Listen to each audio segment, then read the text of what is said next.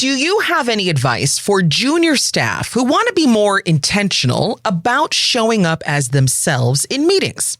I often find myself tailoring my presence to whomever's in the room, but so much so that I leave meetings feeling that I could have offered more if I was just myself. Thank you for asking this question. I love it because really what it's about is authenticity and confidence. So let's break it down. It's really about showing up like you're a boss when you're not the boss, right? And here's what I'm not going to tell you. I'm not going to say, fake it till you make it. I hate that advice. I just do, because faking is just not sustainable. Yes, we can be brave for a moment, but if we're not intentional, we're really missing an opportunity.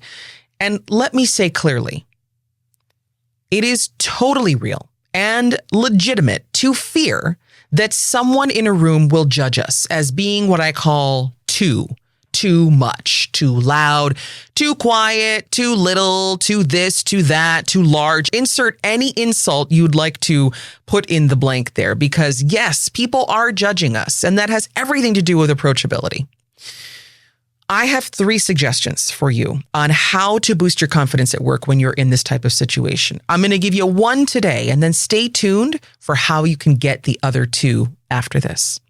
So tip number 1, be approachable. Everyone is cautious of everyone until we know their intentions and what they might actually be able to do for us.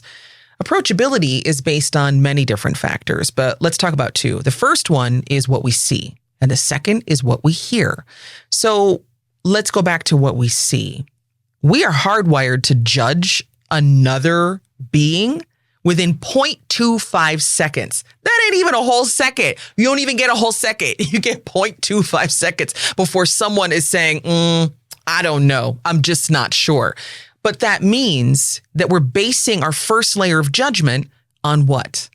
What someone is wearing, what their body language is, what they're doing, what we see with our eyes.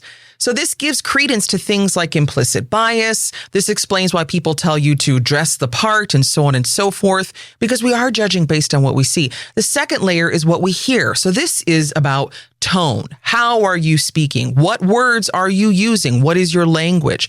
What we hear gives us the second layer of judgment. So when you combine these 2 pieces together, you have a pretty whole picture, not the full picture, but almost complete, enough for us to make a judgment. It doesn't matter your role. It doesn't matter your age or your title. Anyone can make it easy for other people to get to know them. Once we do make it easy, we then offer them value. And that is what opens doors. That's what builds confidence. So we have some elements to work with so far. Things like how we dress, what our tone is, our body language, and our words. Be intentional with all of it. Make sure that each thing, each element there aligns with what your goals are, what your vision is for yourself in the next 6 months.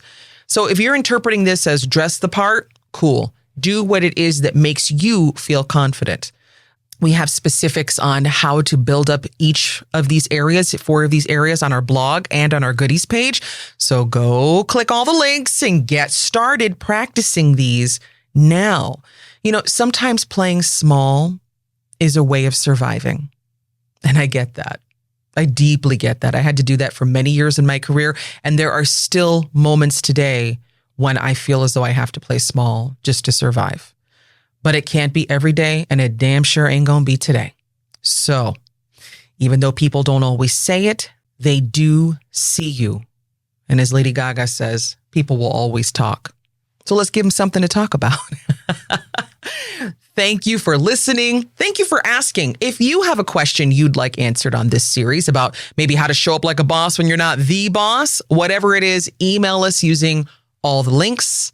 Until next time, keep daring to find your voice.